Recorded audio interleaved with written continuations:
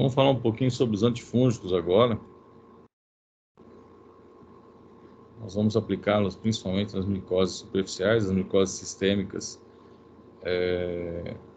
vai ficar principalmente a nível hospitalar, tá bom? Então, nós vamos aplicar principalmente nas micoses superficiais, ok?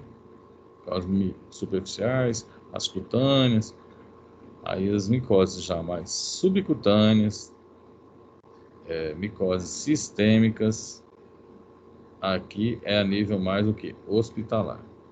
E vamos se deparar com ela na farmácia também algumas micoses o que? Oportunistas, principalmente a cândida. Né? O paciente faz uso de quimioterapia, às vezes desenvolve muito cândida, mucosite, né?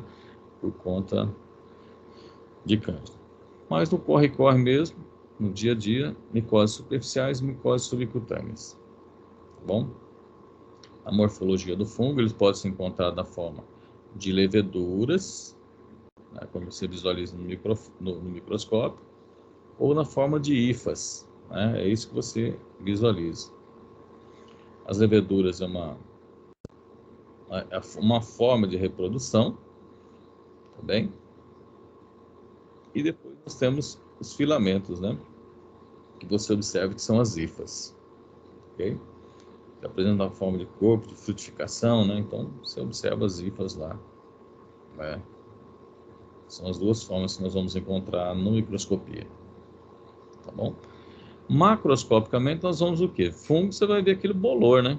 Macroscopicamente parece um bolor, tá bem? E aí, é claro, dependendo do fungo, muda a coloração e o aspecto, né, macroscópico, tá bem? Mas é o que a gente observa. Então, importantes aspectos que a gente considerar, ele possui nucleolo, seu citossol com todas as suas organelas, plasmanela, e na plasmanela nós temos o ergosterol, tá bem? Se assemelha também com o colesterol da membrana dos seres humanos. Nós vamos observar na parede celular dele as glucanas, que também é um outro alvo farmacológico mais recente, as glucanas. E aí pode mudar de forma, né? Micélios e leveduras, mas esses são os aspectos importantes. Quanto à ação, nós podemos dividir os antifúngicos de ação tópico e os antifúngicos de ação sistêmica, né? São as duas formas que nós temos aqui. E aí, quanto ao mecanismo de ação deles, eles se dividem em antifúngicos que atuam na membrana celular, seria um grupamento, e outro grupamento, antifúngicos que atuam onde? Atuam na síntese de ácido nucleico. Esses seriam os dois grupamentos que nós vamos ter como antifúngico. Os que atuam na membrana celular, nós temos a anfotericina B e a anistatina, que funcionam pelo mesmo mecanismo de ação, ou seja, são iguais. E nós temos os grupos dos azóis, né, que é o cetoconazol, miconazol, fluconazol, itraconazol, etc. e tal, também, nós chamamos de azóis, atuam, né, interferindo com a síntese do ergosterol. Tá bom? Já os antifúngicos que atuam na síntese de ácido nucleico, nós vamos ter a griselfuvina e a flucitocina, que hoje caiu em desuso, né? A gente observa muito pouco a utilização desses antifúngicos aqui, tá bem? Mas eu tenho que apresentá-los para vocês. E os mais recentes, como eu falei para vocês, que interferem com a síntese das glicanas, nós temos a caspofugina, tá bom? Nós temos inibidores de refluxo também, metilbecinina, e compostos DNA-alvo, né? Tá bom? Além de inibidores da topoisomerase. Ok? Desses mais recentes, a caspofugina é uma das mais estudadas no momento também. Então vamos falar então um pouquinho dos poliênicos. Quem são os poliênicos? Nós vamos ter principalmente quem? A anfotericina B e a nistatina. Tá bom? Como é que funciona os poliênicos? Os poliênicos, ele tem na sua molécula uma parte, vamos dizer assim, hidrofílica e uma parte hidrofóbica. E o que que isso acontece? E o que que faz? Bom, na membrana nós sabemos que ela é constituída de ergosterol. Tá bom? Se assemelha com colesterol, aquela gordurinha, não é isso? E a membrana também tem o fosfolipídio. Então a parte, né, hidrofóbica dela se liga no ergosterol, ou seja, na parte mais, abre aspas, oleosa, podemos dizer assim. E a parte da molécula dela, hidrofílica, né, forma um poro, tá bem? Forma um poro. E aí, consequentemente, se forma um poro, um buraquinho, perde o quê? Constituintes intracelulares importantes para a membrana, para a célula fúngica. E aí acaba destruindo, então, o fungo. Tá bom? Então, nós podemos dizer que ela se liga na membrana e promove poros. Por quê? A molécula possui a molécula da anfotericina, da nistatina, possui uma porção hidrofóbica, que se liga ao ergosterol, e uma porção hidrofílica que forma um poro. Então, dessa forma, formando poros, perde constituintes intracelulares. E aí a morte do fungo. Aí nós temos a anfotericina e a nistatina. A nistatina não tem absorção. Embora nós tenhamos aí o micostatin comprimido, ele só é utilizado para promover, às vezes, a destruição do fungo quando eu tenho no trato gastrointestinal, como é o exemplo do paciente HIV, o paciente está usando quimioterapia, às vezes desenvolve mucosite, né? E aí se administra por via oral, mas o jeito que entra, sai, tá bom? E é muito utilizado o que? A nível tópico.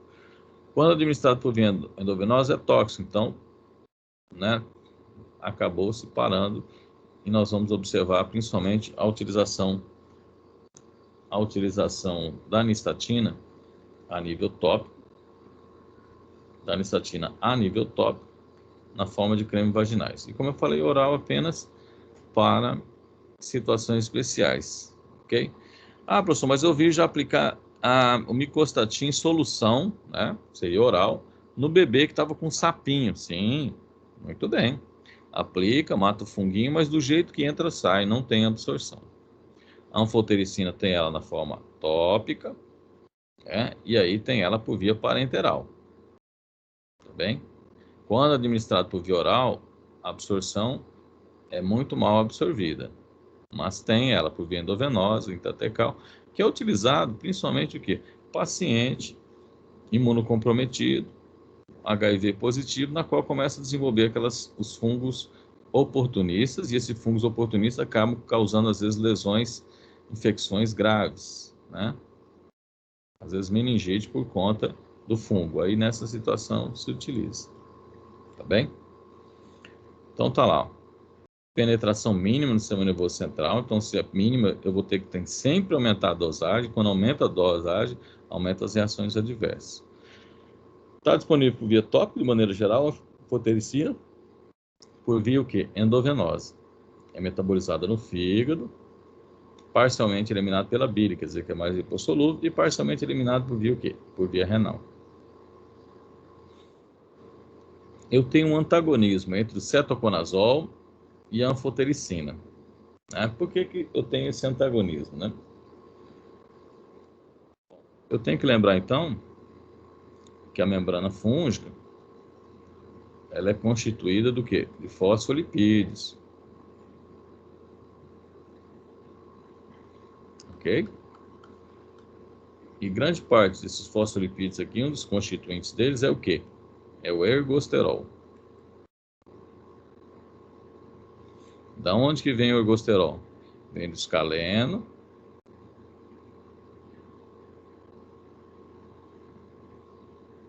tá bom?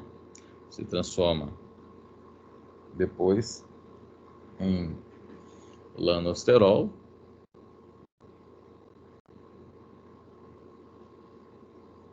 e depois ergosterol. E o ergosterol incorporado. Bom, O cetoconazol, vamos colocar os azóis, atuam aqui, ó, inibindo a conversão de lanosterol em ergosterol, ok? Ou seja, ele impede a formação da membrana. A anfotericina e a nistatina, ela necessita o quê? Da formação da membrana. Então, se eu tenho um fármaco, os azóis, que diminui a formação da membrana, consequentemente vai diminuir o quê? A ação da anfotericina, porque ela precisa que a membrana seja formada adequadamente para promover o quê? A formação do poro. Tudo bem? Entenderam isso daqui? Então, impede a formação de um dos constituintes, que é o ergosterol. Ou seja, impede a formação da membrana. O outro precisa da membrana para que ele tenha a sua ação. Se eu não tiver membrana, não tem onde ele agir. Consequentemente, aqui eu tenho, então, um antagonismo de ação. Tá bem? Um antagonismo de ação. Certo? Entenderam isso aqui, moçada?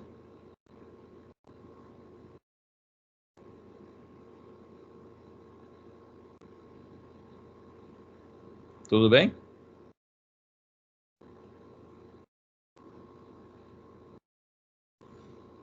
Bom, quem cala consente, né? Então vamos lá. Aqui eu tenho um antagonismo. Cetoconazol não deixa formar o ergosterol e a anfotericina precisa desse constituinte, ou seja, precisa da membrana para estar funcionando.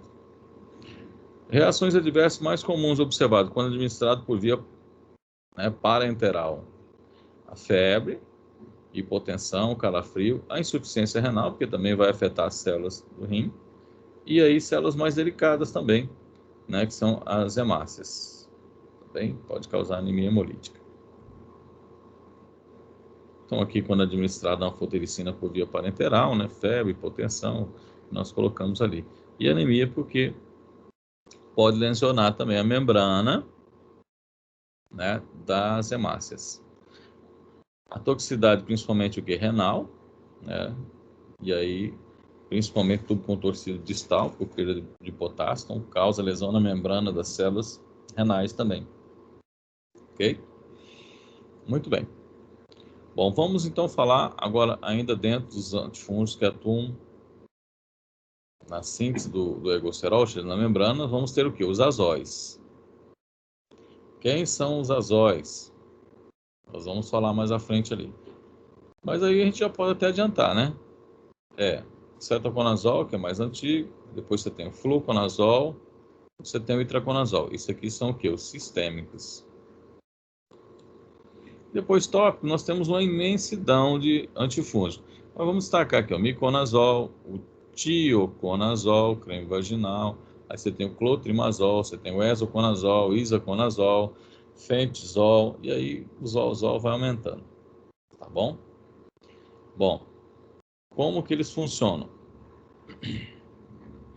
A membrana fúngica, como eu falei para vocês, ela precisa ser formada. E aí, parte da onde?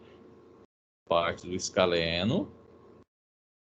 Aí tem a escaleno epoxidase, que transforma escaleno em lanosterol. E depois você tem outra enzima chamada 14-desmetil-lanosterol, que converte em ergosterol. Ok? Especificamente, os azóis atuam onde? Atuam impedindo a conversão de lanosterol em ergosterol por inibir a enzima 14-metil-lanosterol. Tá bom? Então aí nós temos os imidazóis e os triazóis, ou seja, os azóis como um todo. Então tá lá, ó.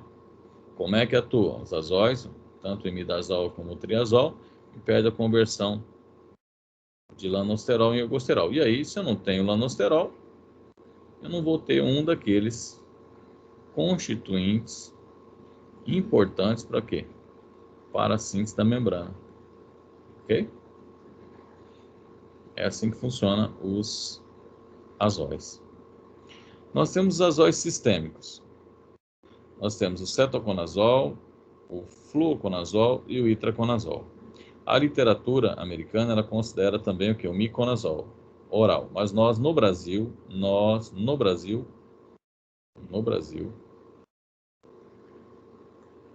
temos. Tá bem? No Brasil não temos. Então eu vou riscar ele daqui, porque no Brasil nós não temos. Tá bem? Então aí nós temos a principal chamada imidazol, uma molécula mais antiga, e depois eu tenho os triazóis, que é quem? O fluconazol e o itraconazol. O cetoconazol está disponível tanto por via oral como por via tópica, o fluconazol tanto por via oral como por via endovenose e o itraconazol só por via oral. Então aqui é um importante, né? Porque ele também está disponível por via parenteral. A absorção 75%, certo? O fluconazol 85% e o itraconazol em torno de 100%, vamos dizer assim. Tempo de meia-vida, se você observar a molécula mais antiga, em torno de 9 horas, enquanto que os outros são praticamente 3 vezes mais, tem um efeito mais prolongado. Penetração no líquido cefalorraquidiano. O cetoconazol não penetra, assim como o itraconazol. O único que penetra, nós vamos dar o destaque, é quem? Vamos dar o destaque, é o fluconazol. Eliminação, né? Como o cetoconazol, mas hepato biliar, né? Fezes, a gente vai observar isso aí. Enquanto que o fluconazol, a eliminação dele é renal. Então, é uma molécula mais hidrossolúvel. É outra diferença importante aqui. Tá bem? Bom, interferência com outros fármacos. O cetoconazol, que é uma molécula mais antiga, é frequente. Ela tem muita interação medicamentosa. Enquanto que o fluconazol e o itraconazol é ocasional.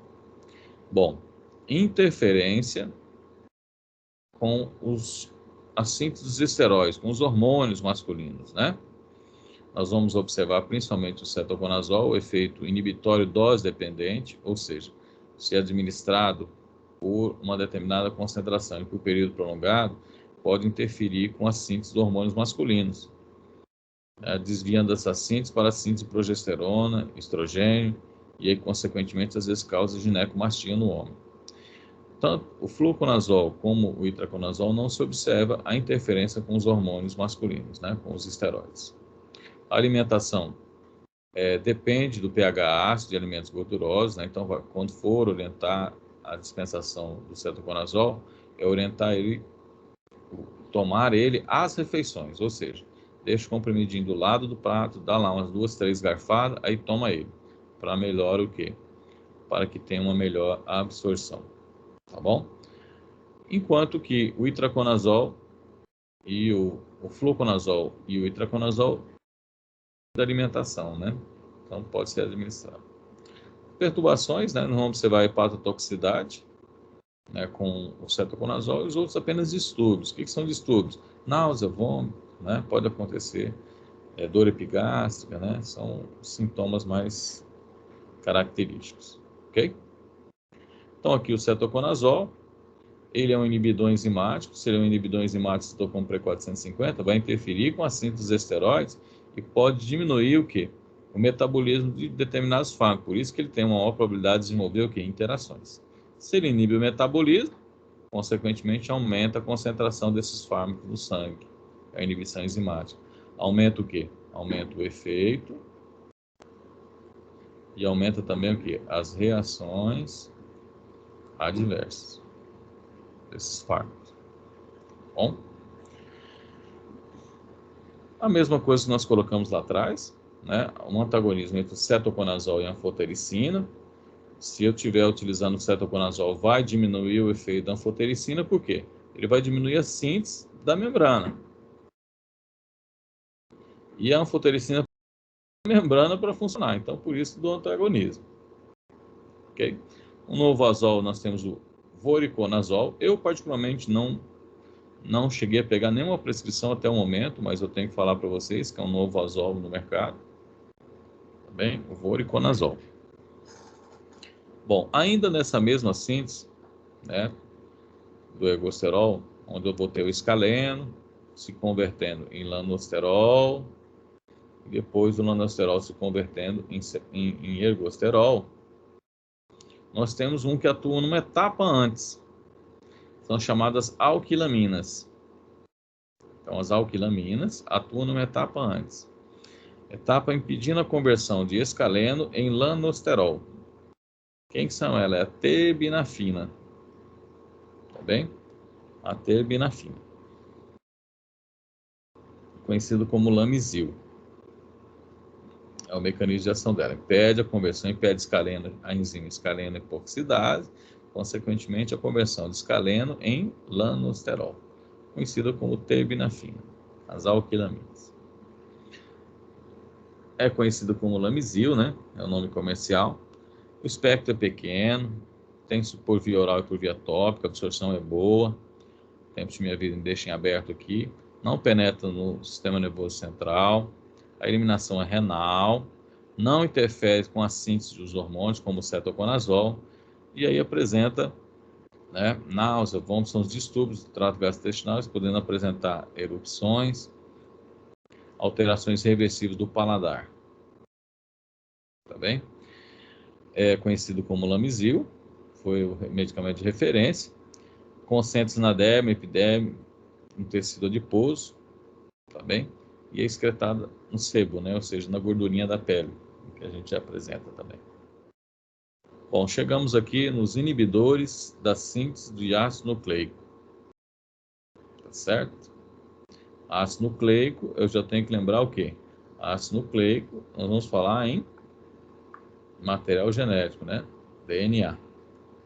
Aí eu tenho que lembrar, lá do segundo ano, segundo grau, a replicação, né? Como que ocorre a replicação, duplicação do DNA, para entender a ação dos fármacos. Bom, a griseofulvina, ela impede o quê? Impede a formação do fuso mitótico, ou seja, impede a formação do microtúbulos. Se eu não tenho a formação dos microtúbulos, consequentemente, a célula fúngica não vai conseguir jogar, né, todos os seus constituintes celulares da célula mãe para a célula filha. Tá bem? Ou seja, senhores, vamos voltar lá. Célula mãe, célula filha. Então você tem lá o DNA, você tem o ribossomo, ok? Muito bem. Ela duplica o seu DNA, duplica os seus constituintes celulares. Aí ela precisa formar, né? Ela precisa formar o quê? Ela forma o que nós chamamos de centríolos. E os centríolos formam o fuso mitótico, ou seja, os microtúbulos. Para que forma o centríolo e o microtúbulos? Vamos dizer assim. Para transportar os constituintes intracelulares. Ok? Então, esse DNA duplicado aqui, ele precisa ir da célula mãe para a célula filha. O ribossomo aqui precisa ir da célula mãe para a célula filha. Então, ocorre a formação dos centríolos e a formação dos microtúbulos. O que a griseofulvina faz? A griseofulvina vai lá e impede a formação dos microtúbulos. Consequentemente, a célula mãe não consegue se dividir. Bem, então, fala assim, para o fuso mitótico. Então, está em mitose, está em multiplicação. Como inibe o microtúbulo, consequentemente, para o fuso mitótico. Então, tá lá, ó, ela se duplicou o material genético e ela forma o quê? Ela forma o fuso mitótico, os centríolos e o fuso mitótico. Tá bem? Então, ela precisa se duplicar. Está no momento de duplicação, ou seja, momento de dividir os seus constituintes intracelulares. E aí ele vai lá, interfere com a formação dos microtúbulos. Tá bem? A griseofulvina, ela tem por via oral. A absorção, ela depende, né, do tamanho da partícula, por isso nós temos várias formas farmacêuticas ali, encapsulada, são formas farmacêuticas para melhorar a absorção. tempo de meia-vida em torno de 24, não penetra o sistema nervoso central, a excreção é renal, ela também precisa de alimentos gordurosos para absorção, então da mesma forma que o cetoconazol, tem que tomar, a orientar o paciente na dispensação, deixar ela do ladinho, 2, 3 garfadas, e aí, consequentemente, aí ela melhora a absorção. Efeitos adversos, a gente, dor de cabeça, erupções cutâneas, hepatotoxicidade e teratogênico. Vamos destacar também aqui a fotossensibilidade, né? Então, orientar o paciente a não se expor ao sol. Comercialmente, os medicamentos de referência eram o Funcinho e o Esporostatin, tá bem?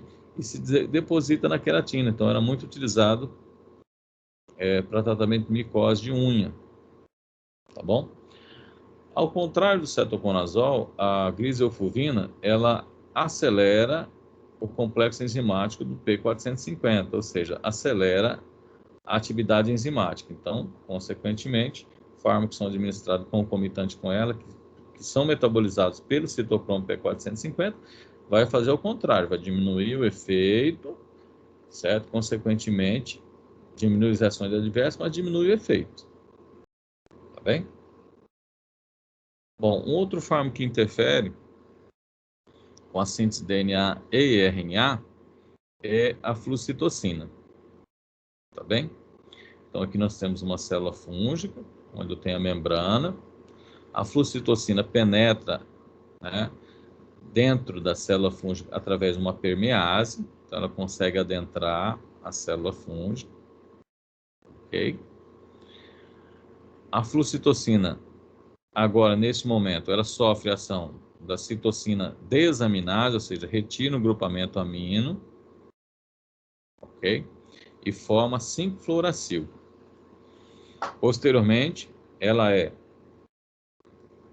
transformada através da uridina, fosfato, pirolase, vamos dizer assim, ou seja, uma outra enzima, uridina, que transforma a 5-fluoracil em 5-fluorodesoxirribox, né, uridílico, ou seja, um precursor das moléculas do DNA e RNA. E aí, consequentemente, impede o quê? A timidilate sintetase. Se impede a timidilate sintetase, eu vou impedir também a formação do quê? De uridina em timidina. A timidina é uma base nitrogenada. Importante para a formação do quê? Importante para a formação do DNA. Tudo bem? Então, assim, ó, o DNA, ele é formado de nucleotídeo, né? Ou seja, nucleotídeo, nucleotídeo, nucleotídeo, nucleotídeo, nucleotídeo, nucleotídeo. Então, ele é formado dessa forma. Bom, o que é o nucleotídeo? Ele é formado pelo fósforo, ele é formado pela desoxirribose, ou seja, aqui é um açúcar, ok? E ele é constituído de uma base nitrogenada. Quem que é essa base nitrogenada? Você vai ter adenina, guanosina, citosina, uracila, e aí você tem a timidina. Tá bem? Então, isso aqui é a base da formação do quê? De um nucleotídeo. E aí eu tenho, juntando vários nucleotídeos, eu vou formando o quê? O DNA. A alça, né? A dupla alça DNA. Na verdade, então, a 5-flucitocina impede a formação de timidina, que é uma base nitrogenada. Você não vai formar o quê? Um dos nucleotídeos.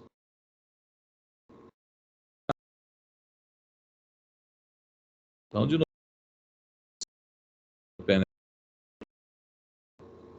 que faz um poro, né? Essa permease é um poro, né? Um poro da membrana. A flucitocina entra dentro da célula, através da citocina desaminase, ela perde o grupamento amino e se transforma em 5-fluoracil. Depois a outra uridina ase, vamos dizer assim, enzima, converte a 5-fluoracil em 5-fluoro desoxiiroxidínico, que impede o que? A timidilato sintetase. Timidilato sintetase, ou seja, uma enzima que vai transformar a uridina em timidina, que é uma das bases, o quê? Uma das bases nitrogenadas para a formação do DNA. Tudo bem?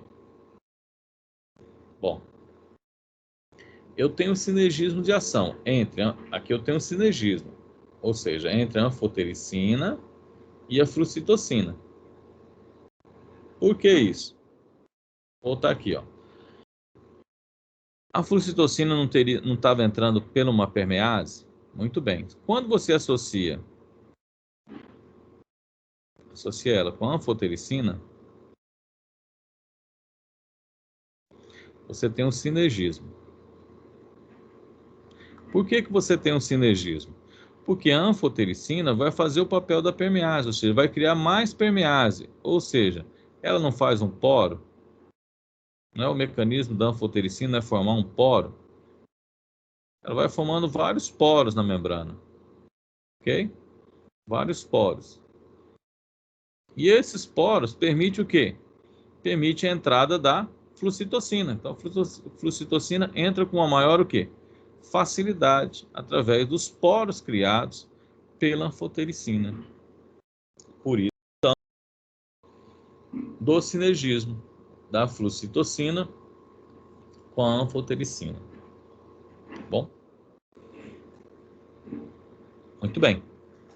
Farmacocinética, vamos falar um pouquinho dela. Então, ela é bem absorvida por via oral, tá bem? Tempo de vida de 3 a 6 horas, penetra no líquido cefalorraquidiano, a excreção é renal. Olha o problema aqui, ó, supressão da medula óssea, tá bem? Hepatotoxicidade, alopécia. Então, só vai ser utilizado em situações especiais, não infecções fúngicas corriqueiras, tá bom? Temos um outro antifúngico chamado ciclopiroxamina. E agora eu vou falar desses antifúngicos que não tem um mecanismo de ação certo, tá bom? Ciclopiroxamina é conhecido como Loprox, muito utilizado também para micose de unha, né? Ou seja, para as micoses superficiais. O que que o provável ação dele? Ó, interfere com a captação, né, e a síntese de macromoléculas necessárias para o fungo. Então, o mecanismo de ação não é muito esclarecido. Farmacocinética, quantidade absorvida é pequena, por isso só tem ele mais a nível tópico, tá bom? Causa às vezes queimação, prurido no local aplicado. Um outro é o iodeto de potássio, que ele era há tempos, na década de 90, muito utilizado para tratamento do pano branco, né, pitilismo vesicolo. O que ele faz? Precipita, né? Precipita proteínas estruturais através do iodo. Consequentemente, né, utilizado para essas micoses superficiais. O tolnaftato é o antifúngico que está contido onde? Na quadriderme, uma pomada muito conhecida, quadrinel, né? O mecanismo de ação dele ainda permanece o quê? Permanece desconhecido, tá? Mas é um antifúngico. O cloridato de amorofina, que é o Loseril, esse aqui vocês também conhecem, e aquele esmaltezinho para tratamento de fungo, tá bom?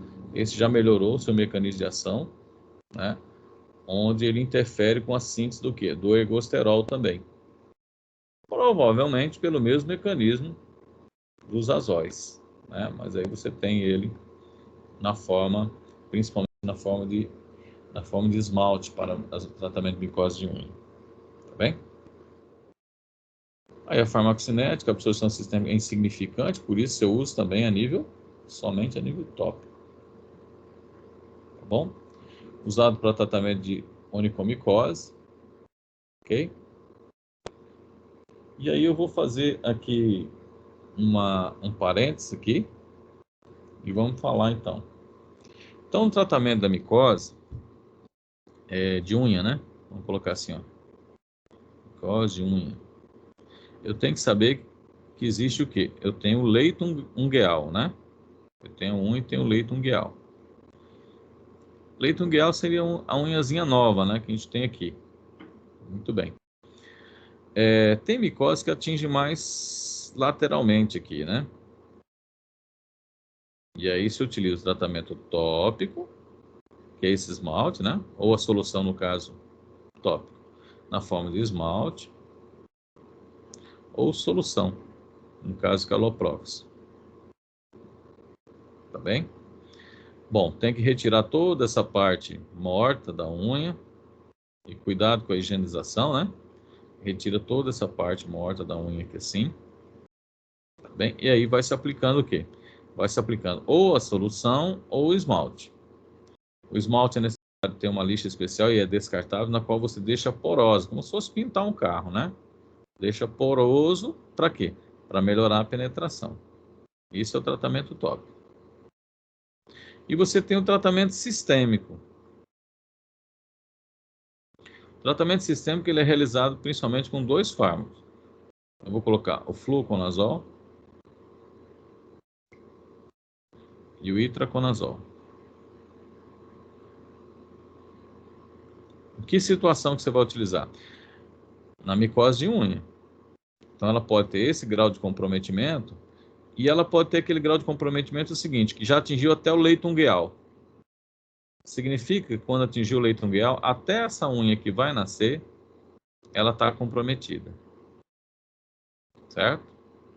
Bom, então você tem o fluconazol utilizando 1 por semana, uma cápsula por semana, por 3 meses consecutivos. E você tem a dosagem de pulso do itraconazol, ou seja, você usa uma semana para 3. Usa mais uma semana para 3. Uma semana para 3. Porque à medida que você vai administrando o medicamento, ele vai chegando por onde? Ele vem pelo vaso sanguíneo do seu dedo e ele vai sendo depositado na queratina. À medida que a unha vai se renovando, o que acontece? Vai matando o fungo e aí, consequentemente, sarando a unha, a micose de unha. Então, é um tratamento que dura em torno de 3 meses. Vou colocar de 3 a 6 meses, tá? De 3 a 6 meses. Tanto usando o tratamento tópico sistêmico. E é um tratamento caro. Ou seja, o paciente, às vezes, ele abandona o tratamento, entendeu? E não quer tratar, ou às vezes fica muito caro, ele para, né? E aí vai ficando aquela micose da unha do paciente lá. Tá bem? Entenderam? Então, grau de comprometimento pode ser só lateralmente, retira, né? Vai tratamento tópico sistêmico. A probabilidade de cura é maior, em menos tempo. Agora, quando atinge o leito ungueal, aí demora de 3 a 6 meses, né? Mais ou menos. Demora um pouquinho mais em função do comprometimento do leito ungueal.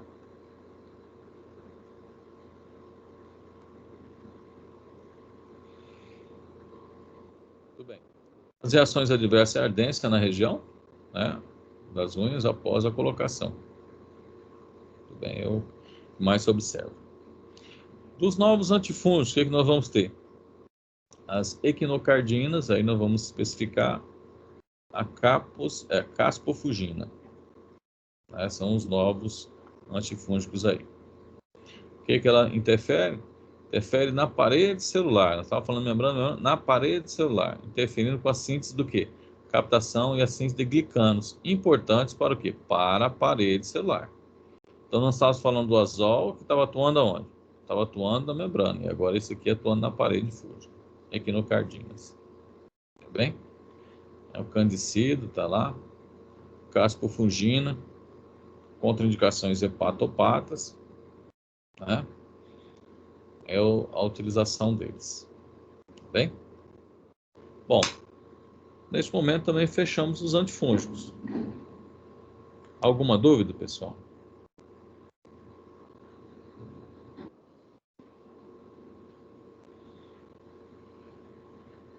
Para mim, não.